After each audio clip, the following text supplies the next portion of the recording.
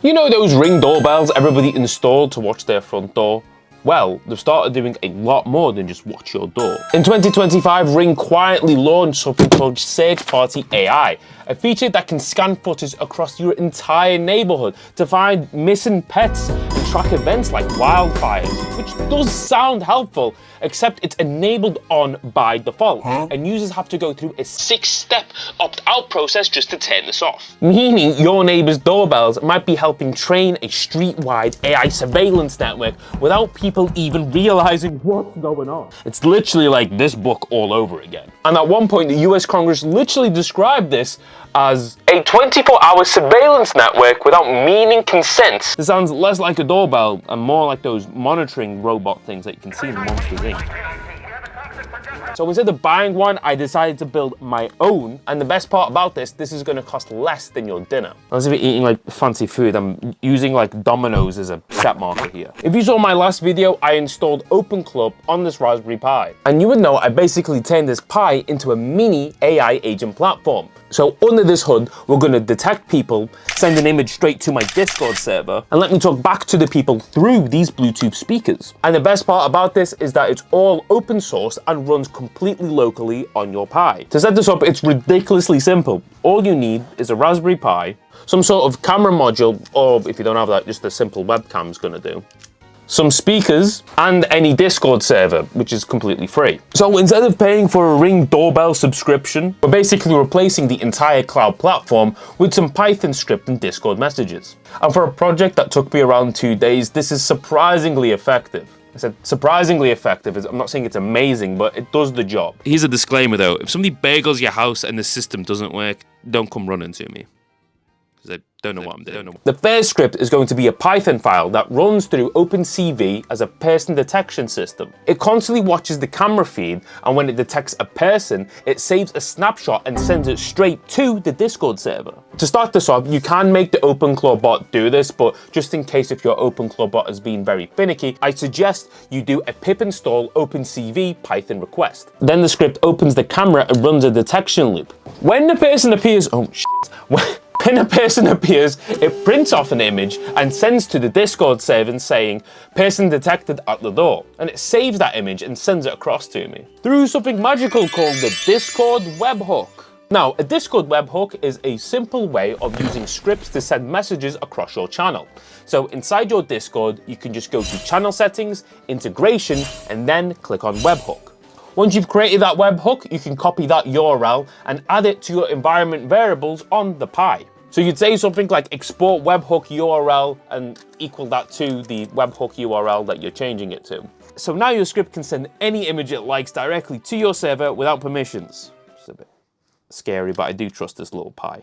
Which means when somebody walks past the camera, you get the message alongside the snapshot. So hopefully you've got Discord notifications on, because you can be like your annoying friends who just whip their phone out and be like, oh, somebody's at my Ring doorbell. We get it, mate. You paid £200 for something to spy on you. Anyway, so I did say that the AI isn't perfect, and at one point it did detect this random water bottle as a human being, but we're gonna go past that. I realized because it's an innocent smoothie, it could be the little face on here. I really hope this isn't sentient, but I'm not ruling that out with the amount of AI stuff we get to see these days. But the most fun part about Ring doorbells is being able to talk back to the device.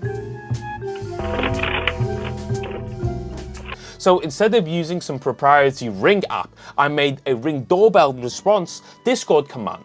So if you type something, say hello, leave the parcel at the door, the Raspberry Pi will run a Speak SH clip instead. Inside this, it will have an eSpeakNG, so this is just a random robot talking back through the speakers that we said previously, and it can say something like, hey, please leave the parcel at the door. Hello, in not free, but leave it by the door. Which means the speaker at the door literally says whatever message we want, even if we decide to be racist. So congratulations, you've just built a Discord-controlled intercom system. This does work, but we do have to run a lot of these programs on command, so let's use OpenClaw to tell it some new instructions. So instead of manually triggering all of these scripts, I added an agent instruction file.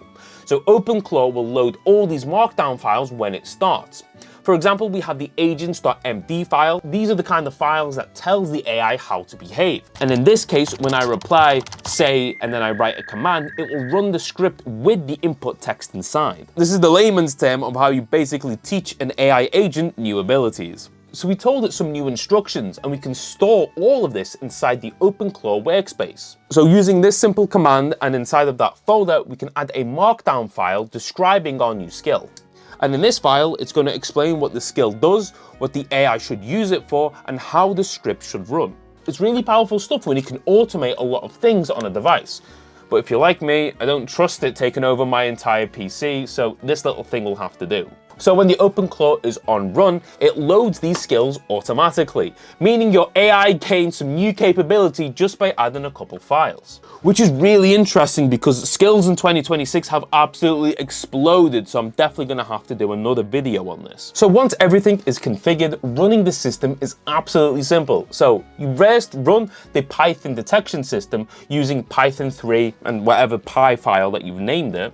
And in our case, it's going to be ringnew.py. Then this OpenClaw system runs the AI agent in the background. Now when somebody randomly appears at your doorbell, so the camera is going to use the Python script, give us a Discord alert message, and once I communicate back to the AI agent, it's going to use the TTS response. And suddenly, your Raspberry Pi has become a fully functioning smart doorbell. Viewers' discretion is advised. It is cool that this entire system is completely local, and the form of cloud storage that we're using is through the Discord server. And it also saves the little files onto the little SSD on here. So now you don't have to worry about your neighbors trying to find their golden retriever on your network. But you know what? I am actually interested to see where this Ring doorbell situation evolves into. Is it going to carry on and we've got predictive policing? Or are the governments going to step into play and tell us that they're not using it for policing themselves? If you get everything used on eBay, I'm talking like 50 quid max for a system that is completely in place. It might occasionally think that a water bottle with a face on it is a person, but let's be honest, every AI makes mistakes.